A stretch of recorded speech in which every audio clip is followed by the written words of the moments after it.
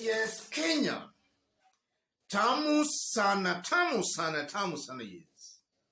Earlier today, William Ruto presided over the official opening of the 13th Parliament.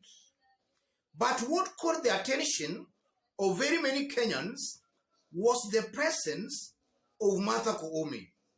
From the photo there, you are seeing Martha Koome waiting on the line to receive William Samoei Ruto.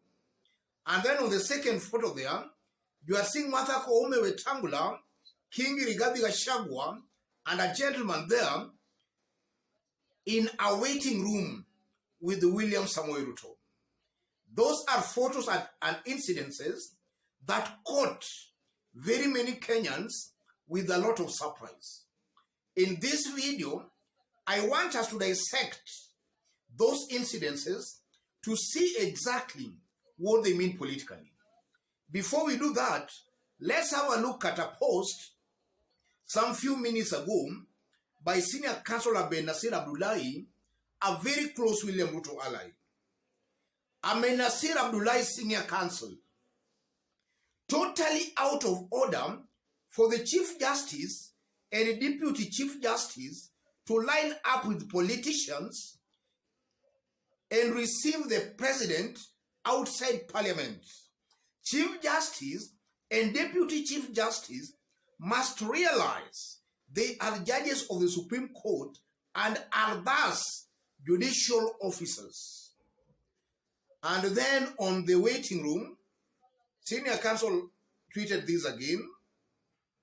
Parliament has a special waiting room for judges.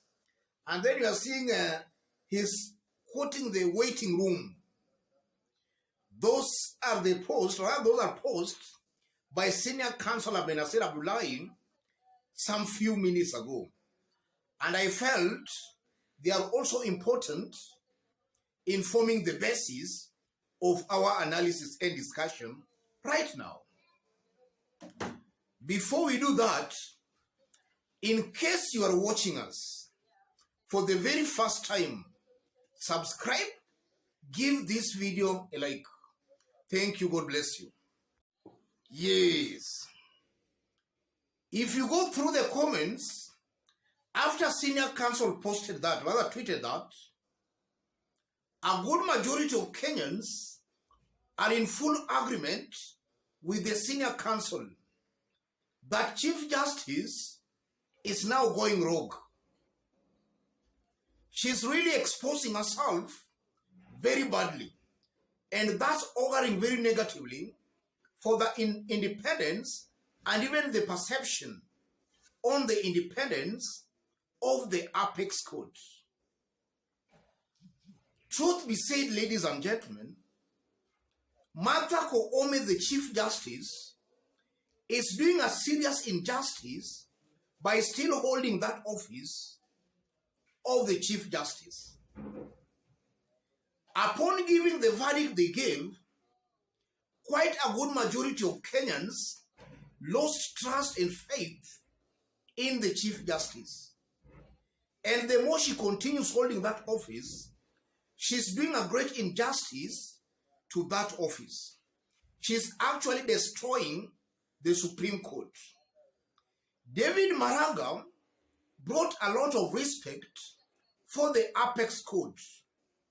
Martha Koome, the Chief Justice, has destroyed all that.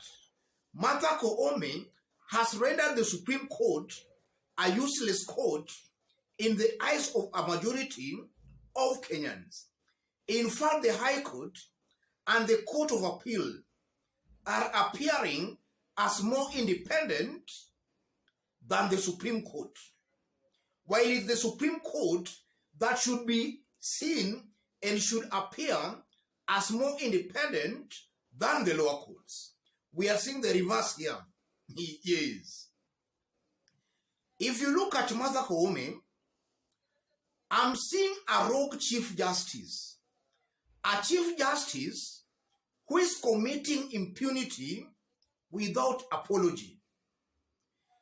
Some few weeks ago, Martha Koome was speaking in Embu, or in Meru County, and she shocked very many Kenyans when she said that the judgment they gave was based on some intervention from God, not even evidence or facts, but intervention from God. And that's the same language William Ruto and his team have been using. God, sisi ni watu wa Mungu. And if you look at Wafula Chebukati at Bomas, there was also some aspects of God, choir singing for Kenyans. So it's very clear beyond any reasonable doubt that William Ruto's ideology has penetrated and held captive the Supreme Court and even some government institutions such as IEBC. And Martha Koome is going on to annoy Kenyans more by actually appearing to be a William Ruto sycophant. Because from what we are seeing by Martha Koome, it's even clear this is a William Ruto sycophant. This is a person who woke up most likely very early in the morning, casted her votes, for William Samoei Ruto. This is a William Ruto supporter, and not only a supporter, a William Ruto sycophant. A sycophant pretending to be the Chief Justice. That's the truth, ladies and gentlemen.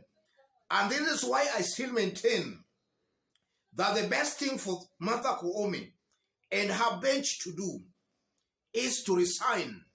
Let them do Kenyans justice by resigning. They have lost their independence. And by appearing to be waiting to receive William Ruto and also in a waiting room, she's creating a perception that indeed she's taking sides. And it's true, she is taking sides. Besides that, she's also coming out as weak. Somebody very desperate to please the executive. And now, to please the executive is very manipulative, and they are just making sure they put in place measures to make sure they cripple the judiciary. And that's exactly what is going on here. And just as I've been saying, the Supreme Court was mainly to deal with presidential petitions. From the kind of a verdict we saw, where the Supreme Court goes on to even abuse and insult petitioners, it's almost very unlikely that in the foreseeable future, any sane Kenyan will dare challenge a presidential election at the Supreme Court. Courtesy to these judges, or rather these 7 justices of the Supreme Court. They have actually taken Kenyans back so many years ago, during the one-party regime, during the one-party Nyayo era. That's exactly what this team of Martha Koome have done to Kenyans. They have actually embarrassed the nation, and they have actually thrown the country to the dogs. And in this case, I fully agree with the senior counsel, Ahmednasir that Koome is out of order. And now that those remarks coming from William Ruto's team also now just shows the extent at which now Kenyans don't have faith and trust in the Chief Justice. The best thing for her to do is to tender her resignation together with her bench. They are doing that court a lot of injustice. And now on the issue of Senior Counsel Ahmednasir,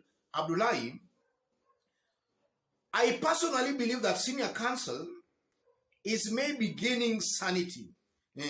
He's becoming sane. After William Ruto was sworn in, or rather after William Ruto formed government, I've been following Senior Counsel very carefully, and it appears sometimes he is getting it right. On this one, he has gotten it very right. And also that can just explain to us what might be happening within Kenya Kwanza Alliance. It's almost very clear and certain William Ruto is not keen on rewarding Senior Counsel Ahmednasir. things might not be as rosy or as good as the senior counsel expected in a William Ruto's presidency. It's almost certain William Ruto has overlooked the senior counsel. So things are also turning upside down, falling apart in William Ruto's inner circle. It's no longer rosy. Things are crumbling. Ruto's close associates who are defending him before he became the president are now actually distancing themselves from William Ruto. An indication that things are not good. Things are not moving on well in William Ruto's inner circle. Power is making William Ruto alienate himself from some of his traditional supporters and associates. That's what I'm seeing here, ladies and gentlemen. Let me stop it there. But just as I did say when we were starting, in case you are watching us for the very first time, subscribe, give this video a like.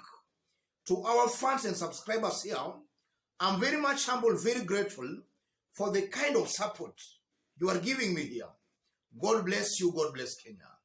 Any other person who wants to have a chat with me, a discussion with me, to share information with me, or even to support this channel, I've pinned my number on the comment section. Contact me through the number. You can send any contribution or support to the number.